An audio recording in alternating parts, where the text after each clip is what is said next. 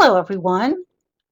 I'm Janet Salmons, and I'd like to talk with you about online interviews for scholarly qualitative research. First, a little background. How did I become interested in this approach? When I was conducting my own doctoral research, I encountered a dilemma. I knew I wanted to talk with people around the globe, but a telephone call would not be adequate because I needed to be able to share these visual images related to the model I was developing. At the same time, I had a limitation some of you may understand. I lacked the funds needed to fly around the world and talk with all of those folks. So at the time, I'd been conducting a lot of webinars, and I thought, well, why can't I use this technology to conduct my interviews? So that is what I did. I put my questions on slides like this one and used shared whiteboard tools so the participants could map out their experiences while describing them and show me how their perceptions corresponded to my model. I was able to generate both verbal and visual data, and I thought that was pretty interesting. I became quite intrigued with the potential for using these rich media technologies for scholarly interviews. So, looking at a variety of options, I've classified them into four categories. The first is text-based communication. This describes text messaging, chatting, um, any kind of instant message exchange, or text-based communication within another technology, such as a social media platform or even a virtual world. This describes not only the use of the written word, but shared files, images, photographs, media, even photographs taken live by participants about the phenomena of the study and their experiences. Second, we have video conference or video call, appropriate when we have a study where we want to be able to see the research participant, capture some of those nonverbal communication uh, expressions, and we can either use a video conferencing facility or a video call from a computer or a mobile device. And depending on the tool, we may also use text-based communication for some comments or file sharing. The third example is the multi-channel meeting space. And here, this describes the kind of technology we're in right now. We can use text-based and video conferencing tools, as well as shared whiteboard or other kinds of shared desktop, shared applications, etc. The immersive 3D environment describes multiplayer games, virtual worlds, such as Second Life, where we would enter into that environment to conduct the interview. Thinking through these four types of communications, it's clear that the choice of tool not only influences the way we're going to interact with the participant, but also the kind of data we're going to collect. So as a result, the choice we make will influence the entire nature of the study we're planning to conduct. So thinking through those choices, there are many implications for other areas of the study. Let me give you one example. So while any researcher using interviews would need to think about the degree of structure to use within the interview, or the combination of structured and unstructured kinds of interactions to have, whether to have the kind of very structured questions with limited choice answers, or the very unstructured conversation, or in the middle, a semi-structured interview with key questions or an interview guide or protocol to guide the interaction. Um, for the online interviewer, these take on a whole other set of implications, because really the level of structure relates to the level of preparation in advance versus the emergence of questions within the interview itself. So as an online interviewer, I think about the tool that I'm going to use and the ways I communicate. For example, if I am using a text-based tool, then I need to think about whether I can maintain a dialogue and keep the flow going back and forth with the participant, engage their attention in the world where there are many other distractions, um, and think through my questions at the same time, and be attentive and listen at the same time to what the participant is writing. So, I may find that, the questions I'm coming up with are just too big, and the participant is intimidated by the need to create a long written response, and perhaps I'd start to lose their attention because it's just not working out.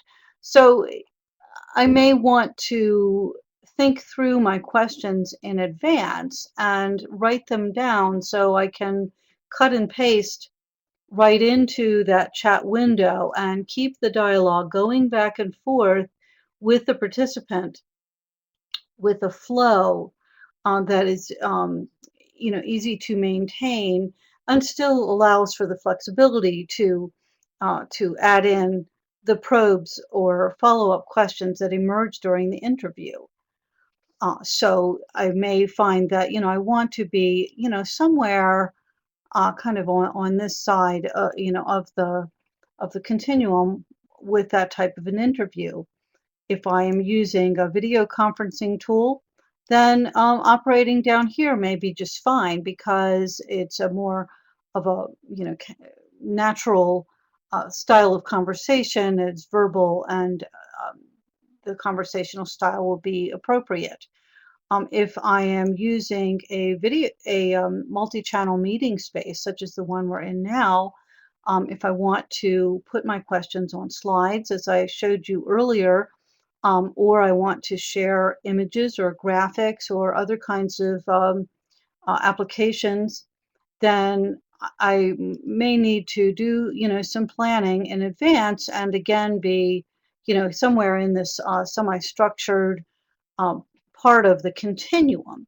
So all to say that online researchers need to ask the same kinds of design questions any researcher needs to ask, and then ask some more. So in thinking through what those questions might entail, um, it's also clear that these are not separate questions. Every part of the design process influences every other part, and it's really a circular, kind of iterative process.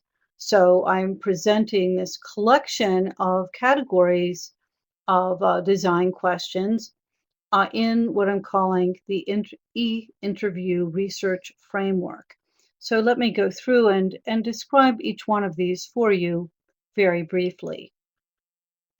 First, and I think quite essentially, the online researcher, like any researcher, needs to be able to explain how the different parts of the study fit together and make sense given the purpose of the research.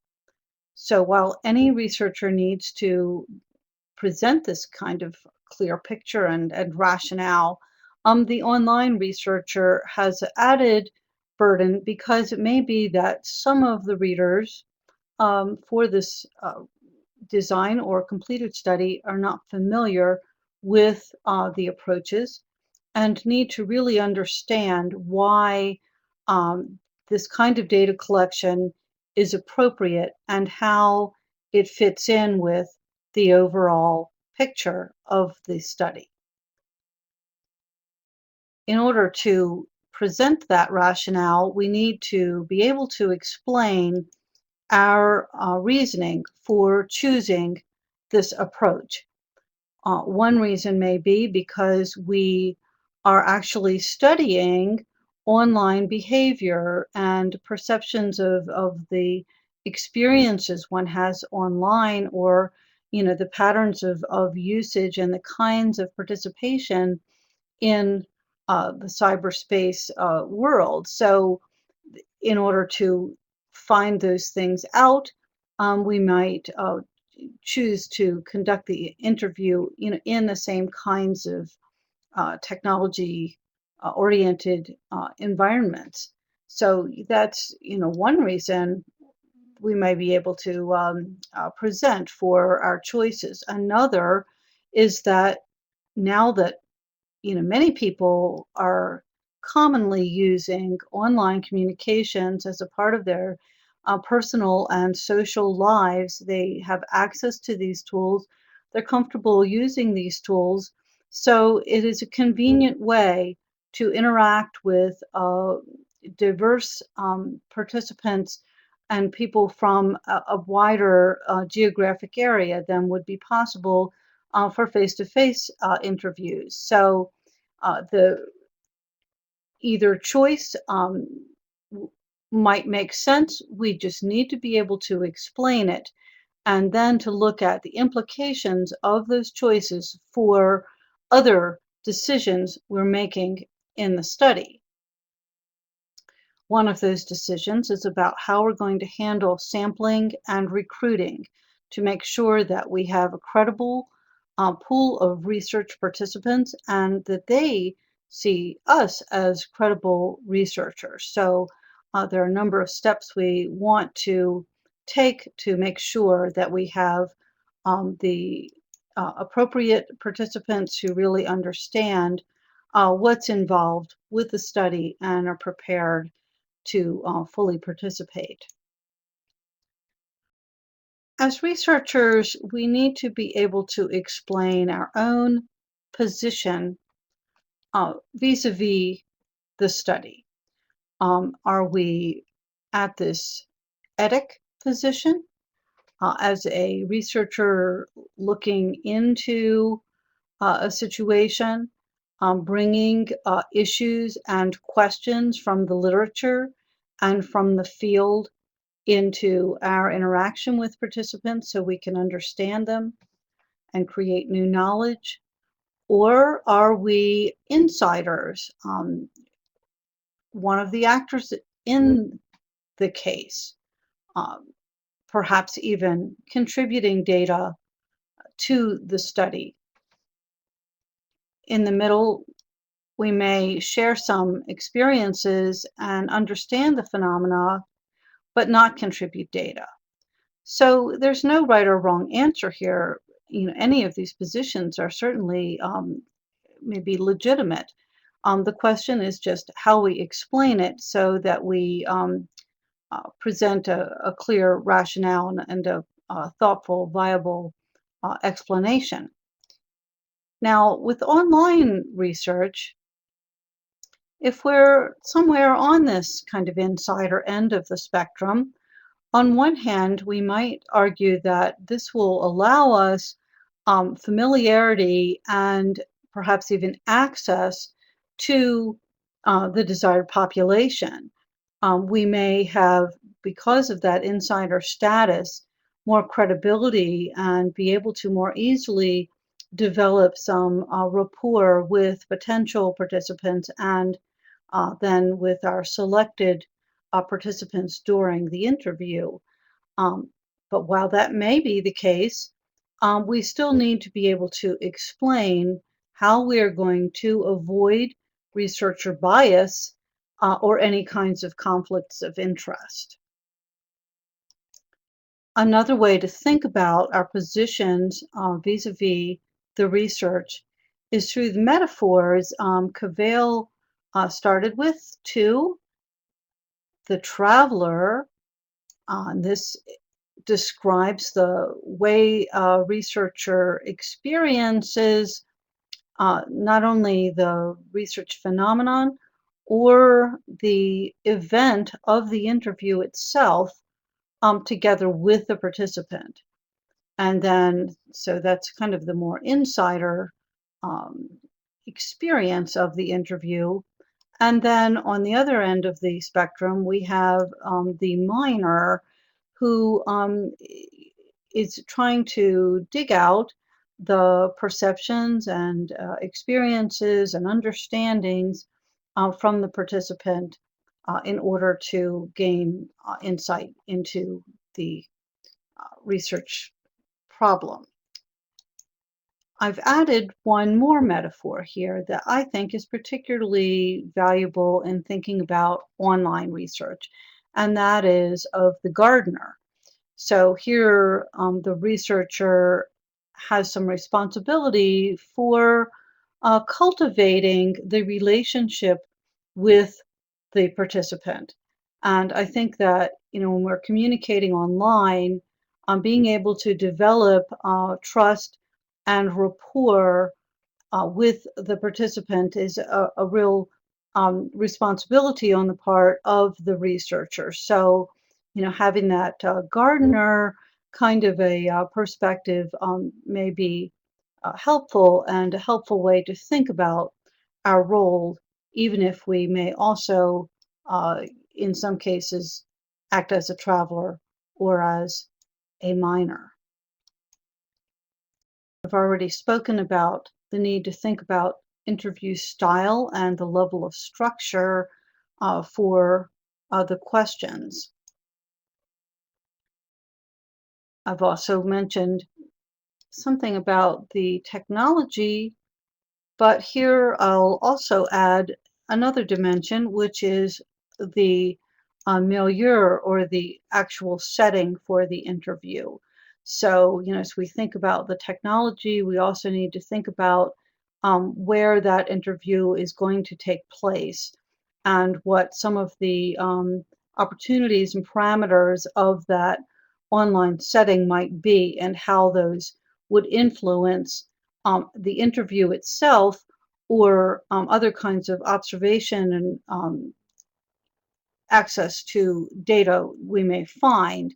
So there are three subtopics I'll place within this area. One is thinking about where the interaction falls in terms of what I call time response continuum, and that is, the degree to which it is synchronous versus asynchronous, how the communication will be managed that way. On the other question is about the setting, whether it is public or private, how we're going to determine whether information such as other kinds of images and the individual's profile and other kinds of posted information will be either included or excluded as data from the study. What we see as public that we can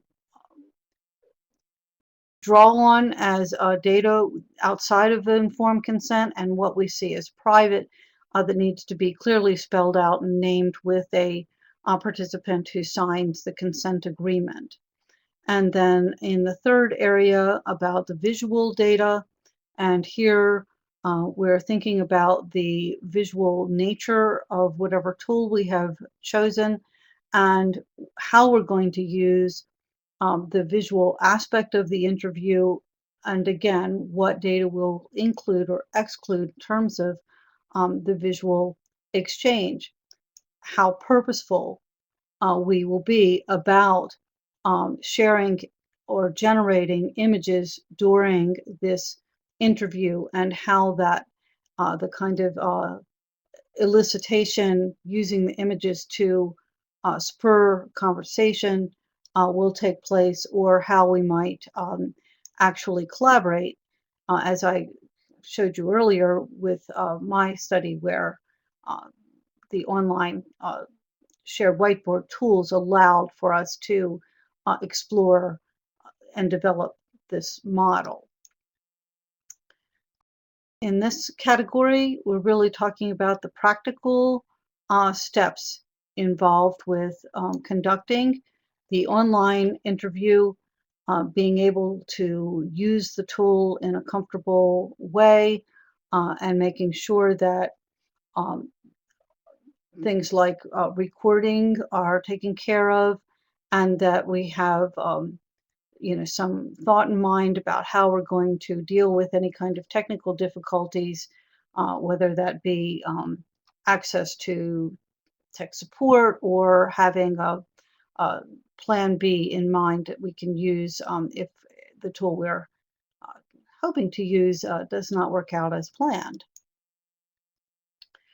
Very large area here about ethical issues, and I'm not going to go into detail here, but just to draw your attention to the fact that when we're talking about online research, and particularly when that research is about online experiences, the participant has an identity online that needs to be protected, just as the kind of what we think of as a human subject needs to be protected in terms of potential risk or harm. So I hope that this e-interview research framework will be useful for people who are designing studies where online interviews will be used for data collection, and that it will also be useful for those who are responsible for reviewing others' research designs, be they um, faculty members or dissertation or thesis committees, or other kinds of ethics and review boards, and even those who might provide funding uh, or publication opportunities for the researcher. And then finally, that it would be a useful tool for analyzing completed studies and give us a way to kind of dissect and look at the different elements and choices the researcher has made and why. And that's what I've done with my new book, Cases in Online Interview Research, that includes 10 different multidisciplinary cases. I've used this framework to follow up each of the cases with a little analysis, and I'm going to share two of those very briefly with you here. The first one is Interviewing in Virtual Worlds, an Application of Best Practices by Jonathan Gaberia. And in this study, we can see from this mind map that it is a grounded theory study. And so he's going to use these methods purposefully to generate new approaches, new models, or new theoretical constructs. We can look over here and see that he has two forms of data collection. In addition to the interviews, there are also questionnaires that he used to collect demographic data at the beginning of the study, and that allowed him kind of a checkpoint as he went through the multiple interactions he had through this interview process, helped him to establish the consistency and credibility of the participants. So looking here at how I've kind of pulled out some of the key points from this study, so that I could understand it better and help, hopefully, to explain it. In this case, since he was studying the online experiences of marginalized populations, and particularly the experience in Second Life of these marginalized groups and the benefits, and whether those benefits are transferable to real life. This was a study in the psychology discipline, so that he's interested in whether there are therapeutic options for this kind of experience. So, given that study purpose and study questions, um, it was appropriate that the interviews occur in Second Life.